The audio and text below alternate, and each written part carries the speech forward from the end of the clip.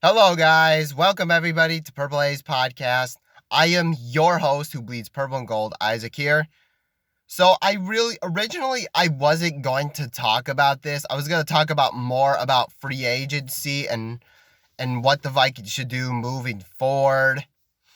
Now, we're going to kind of touch up on one thing that's been talked about for I would say a week that's been talked about by Vikings fans, media, basically by everyone. They're talking about that JJ McCarthy would be the perfect fit for the Vikings, and they would pick him in the 11th round on the 11th pick for the first round, I mean. So, kind of how I kind of feel about this. So, I mean, I wasn't originally going to, but the hell with it. Let's go with it. So, I would say that basically, I mean, he's kind of one of my honorable mentions, really. Kind of some of the pros and cons I'm kind of going to go over as my honest opinion.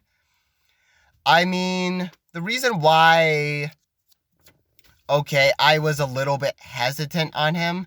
So let's start with kind of the cons to start off, really.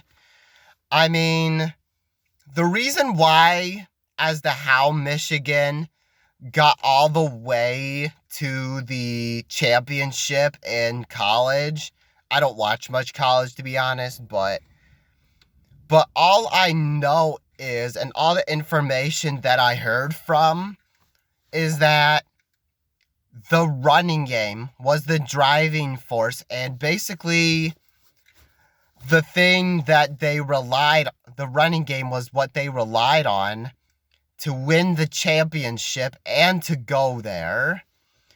I mean, their Michigan running back is really, really good. I don't know his name. I think it's Blake Courtless. I don't know what his name is, but that's what I'm going to assume.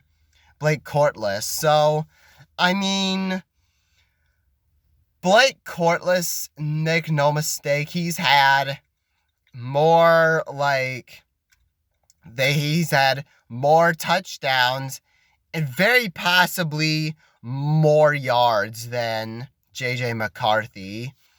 I mean, that's the real reason why they were able to get to where they were, because the running game was so effective that nobody could stop it. And to be fair, and also JJ McCarthy was not really, I mean, I watched the highlights of it, and JJ McCarthy really wasn't that good against Washington in the championship. He was kind of pedestrian a bit, so, I mean, he could possibly, that's the one thing is because the reason why I'm saying this is because he's had, at least 20 pass attempts per game.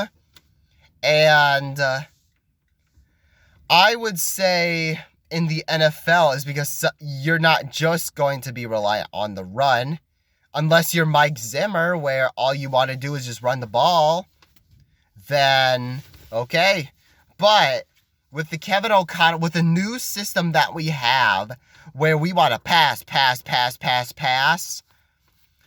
I mean, the main concern that I have about is how good will he be with 30 or 40 pass attempts? Is he reliant on basically those passes? Is he? So, but I just do not know really if he is all reliant on that. So we'll see basically, but if the Vikings do draft him, but I don't know really. It's just kind of questionable for me, which was the main reason why I was a little bit hesitant on getting or wanting JJ McCarthy. Make no mistake, he's not my top 3. He's one of my honorable mention quarterbacks the Vikings should get. But to be fair, there are some pros about him. The few times that he did get to pass is He's absolutely confident out there. He can absolutely thread the needle and make big time passes when he needed to. And those are basically the things that I've seen from JJ McCarthy, is make big boy NFL throws.